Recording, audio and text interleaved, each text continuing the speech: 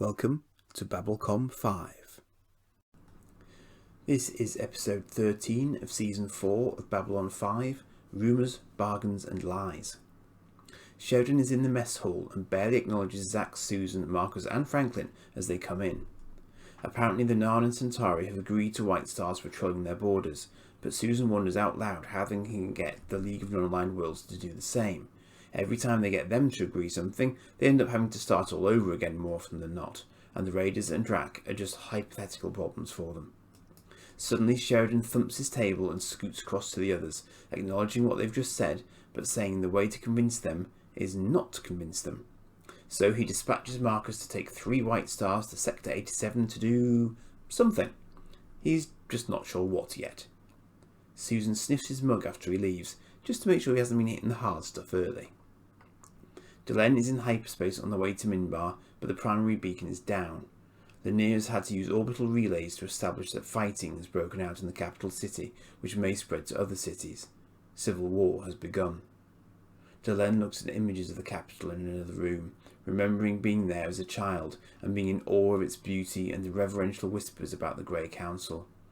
The council held the cast together for 1,000 years, and she cries when she thinks of her city in flames. She feels responsible in part for what is happening, as she broke the council, but Lanier says that was prophecy from Valen. But Delenn notes that Valen only knew what Sinclair knew, and so nothing of what is now happening. She had thought that with the Shadow War won there would be peace. Lanier tells her they will be rendezvousing with another ship in an hour. She asks about Naroon. Lanier is not sure if he will be there. On the station, Sheridan is confusing the hell out of Londo by asking him not to tell anyone about the White Star patrols, whilst they keep them in place. As with Country and Western and Zuti and Rebo, Londo fails to understand the psychology behind whatever it is Sheridan is trying to achieve, but apparently he's told Jakar the same thing. On the Minbari war cruiser Delenn's group has met with, there is a standoff between warrior and religious caste Minbari. Delenn's delegation strides towards them both with purpose. Naroon has come, against his better judgment perhaps. She asks for a one-on-one with him, assuring him he has her protection, although he offers her no such reassurance. However, they do speak, and whilst neither fully trusts the other, Delenn establishes something of a rapport by acknowledging that in spite of their differences, she has never had reason to question Naroon's dedication to his people.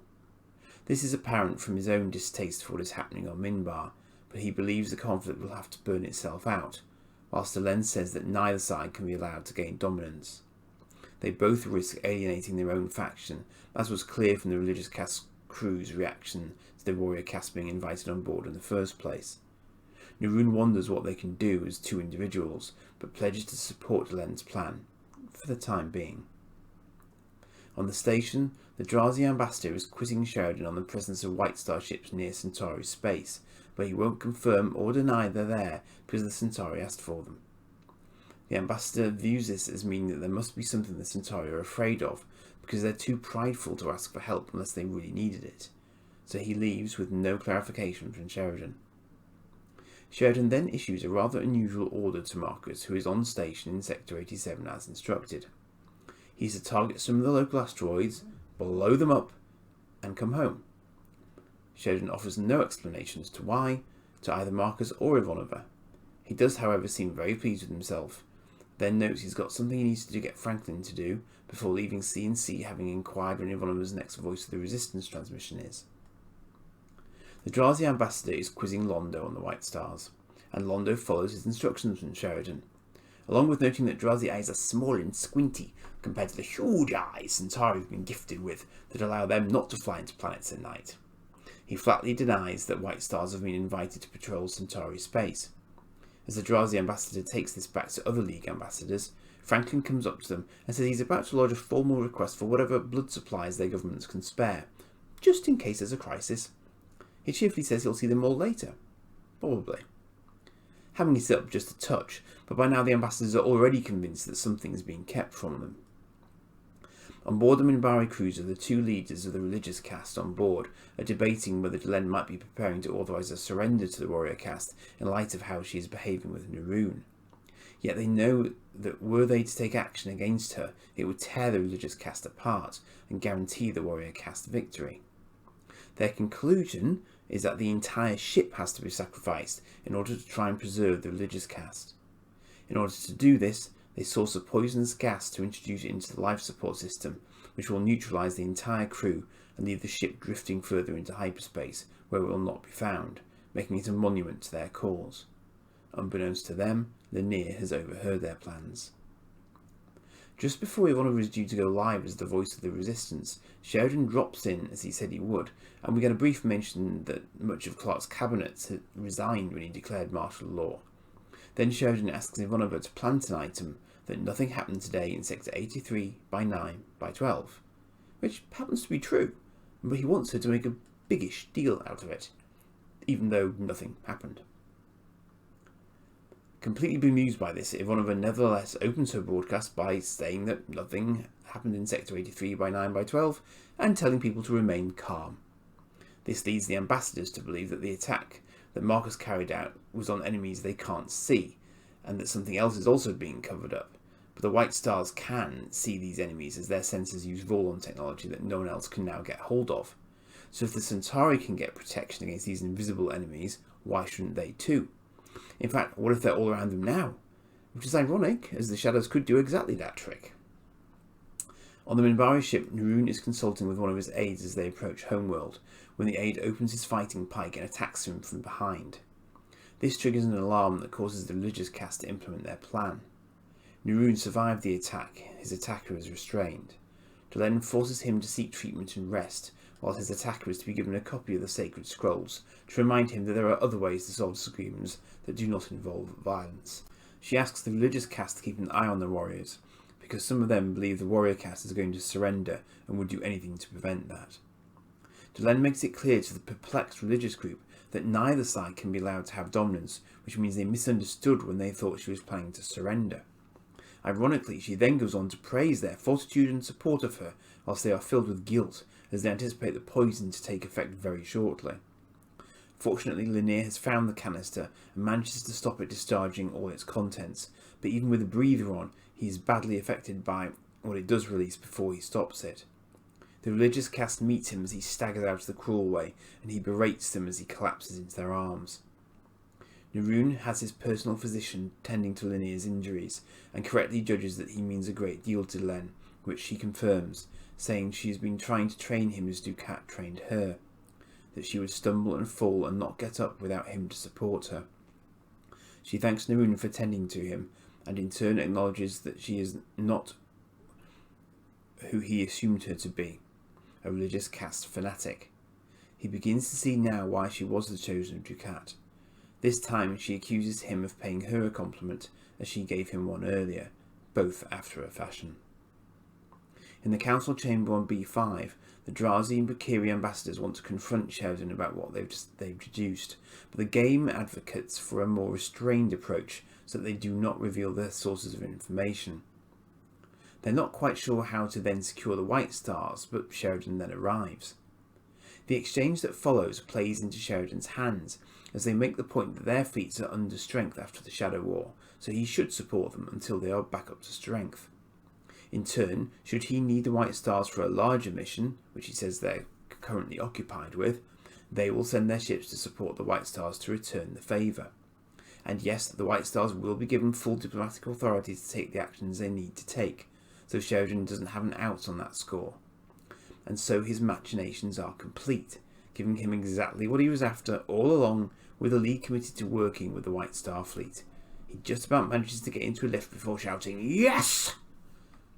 Delenn sees Lanier with the religious group in tow.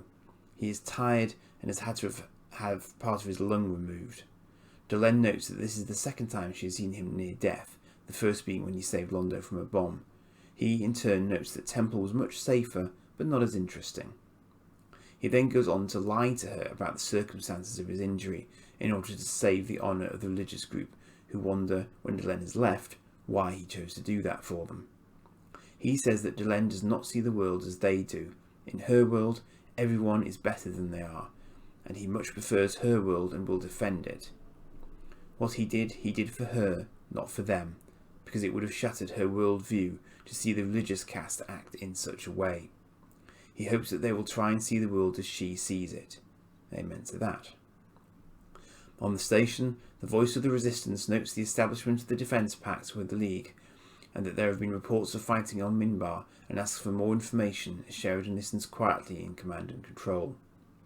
Lanier, who is supposed to be resting, notices Naroon slip past the medical bay and hauls himself up to follow him. He takes a flyer from the launch bay and leaves the ship as Lanier wakes Delenn to tell her he's gone. We see him on the flyer inform Shailit Shakiri that the mission was a success. He knows how the religious caste plan to counterattack, and they can be stopped easily. Victory will be theirs inside a week. With that, his flyer jumps through the local gate. I remember this one reasonably well, and I largely enjoyed it, but the thing that marred it for me a little was the way the religious caste leaders were portrayed. They were making some seriously massive decisions, and yet I didn't buy into them as characters. They felt more awkward than anything else. Perhaps they just didn't understand their roles in the larger scheme of things. I think had they been played a little more strongly, my suspension of disbelief wouldn't have needed to be up quite so high for this one. So yes, Sheridan's half-truths getting what he wants here, and this is probably exactly the sort of play Delenn would have objected to had she been around. It's all misdirection and seemingly innocent statements in the right place at the right time. Yes, of course you can argue it's for the greater good, and so ends justify the means, but didn't we just kick the first ones out for messing with heads in this sort of fashion? Consider Morden's manipulation of Londo and Reefer. Of course it's entertaining to watch, and the League are clearly their own worst enemy when it comes to it, because it's largely their own paranoia that allows Sheridan to play them as he does, but that's the point. He's still playing them. To be honest, I'm not even sure why I'm making the point, apart perhaps from the fact that we're in the middle of an information war right now, as we often are. I can imagine an interesting conversation with Delenn on her return about how he managed to set it all up. The scenes between Delenn and Naroon are very interesting, and the first time I think we've seen crew quarters on a Minbari cruiser. For a seldom seen character, Naroon has had a lot of interesting episodes and is a really well played and well fleshed out character, and as Delenn notes, the one element in him you can always count on is that he will do the best for his people. And so that leaves us wondering at the end of the episode, what aspects of events were part of his mission and what were genuine? Could he be running a double bluff? Was his aide acting under orders when he attacked him perhaps? Does what he thinks is best for his people really align with Delenn's view? Clearly we're going to see some sort of resolution to this in due course, and it just occurred to me that this situation has been built up to over a very long time in the course of the series, with rumours of societal decay reaching Delenn years ago. For Delenn to believe this is only happening because she broke the Grey Council is her being typically hard on herself. The warrior caste has been making power plays for a while now. Lanier has a critical role in this episode, but most interesting is perhaps his understanding of Delenn's perception of the world, that she thinks everyone will act as she would, when in fact relatively few would, but Lanier wants to keep that view intact come what may. Yet by the same token, Delenn makes a speech to Naroon about wanting someone to challenge her rather than just blindly following her because they should, or are expected to. So are their philosophies actually contrary to one another here? As much as he's matured, Lanier has still got her on a pedestal, where Delenn might want him on the same level as her. It's an interesting relationship point, but I did like the way Lanier acted almost as exasperated with the religious caste group as I did watching them plan to murder an entire ship's complement to try and preserve their caste. It's not overly religious as approaches go, is it? Yes, definitely not my favourite characters, it has to be said. When all said and done, this is a joiner episode. Some of the comedy is a bit hammy, and Sheridan does seem pretty off the hook at times, but Delenn did recognise that he would need to be to achieve what he needed to achieve. The focus on Minbar is an intriguing development because we as the audience probably assumed, as Delenn did, that their society, whilst having had its problems before Valen, was quite steady state and stable at this point. Yet now we see it descending into chaos rapidly. So as Naroon says, it's hard to see just how he and Delenn could possibly make a difference. But he reminds us she was the chosen of Dukat. Interestingly, there's been no mention of the worker caste. Presumably they're caught up in the conflicts like the other Minbari, but they don't seem to have a voice. The conflict seems focused on religious and warrior caste members, from our perspective at least. So Sheridan now has white stars entitled to go anywhere, basically, but more intriguingly, he also potentially has backup from the League for larger missions. Just what he has in mind on that front isn't really clear, but it does mean that he's gathering quite a big power base behind himself, and the station by resurrecting the Shadow War Alliance. Presumably, if Earth tried to come in again, he could now use White Stars and ask League ships to defend it as well. But would he stop at that? Time will tell, perhaps. Still incredible how fast they were having to run these elements on a just in case we get cancelled basis. But I don't think this episode suffers anything for that. It hangs together very well, notwithstanding my personal issues with it. One other thing that I think initially confused me at the time, and this time, but I've now double checked, is that Marcus is sent to Sector 87, and then Ivanov reports on Sector 83, with the Drazi mentioning the attack that Marcus carried out. Originally, I thought this was a mistake, but listening to it again, the Brakiri clearly views Sector 83 as an indication that something else is happening overall and being covered up, whilst the Drazi is not connecting Sector 83 with the attack in Sector 87 at all.